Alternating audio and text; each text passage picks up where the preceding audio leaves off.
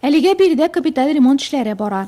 Капиталь ремонт ясыйбыз, яңартабыз, әнә түшәмнәрне тектерәбез. Егетләр әйбәт кенә эшли, Аллага шөкер.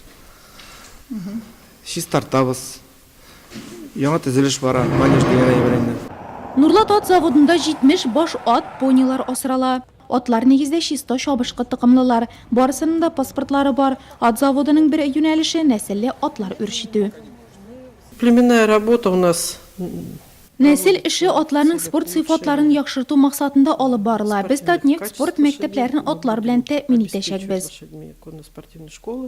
Ат спорты мәктәпләре ачу Татнефть җәмгыяте өчен яңалык түгел. Прикамье нефть, Елхов нефть, Азнакаев нефть идарәләре каршындагы мәктәпләр уңышлы эш күрсәтә. Чиратта Нурлат. У нас в конно-спортивной школе Безнең ат спорты мәктәбендә ат спортының конкур юнәлеше истинлек алачак. Балалар өчен атта йөрү оештырылачак, нәниләр өчен пони клуб эшләячәк. Хәзер Әлмәттәдә понилар ярышы булды. Быел Казан ипподромында да бәйгедә катнаштылар. Алар өчен бер заезд булды. Безнең пони әлегә бик уңышлы чыгыш ясый алмады, әмма бу бит әле башлангыч кына.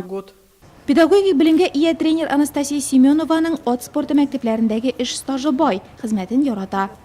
Пони замечательные маленькие лошадки именно. Понилар балалар өчен искиткеч атлар. Алар белән эшләүе күңелле. Понилар бик иркәләр, тыңлаучаннар. Балалар өчен чын әкият инде. Нурлат ат заводын район һәм шәһәр башлыгы Алмаз Әхмәтшин дә карады. Башкарылган эшләр алдагы планнар белән танышты. Нурлат балаларын ат спорты мәктәбенә тарту, аны балаларның ял һәм сәламәтләндерү урыны итәргә кирәклегенә басым ясады.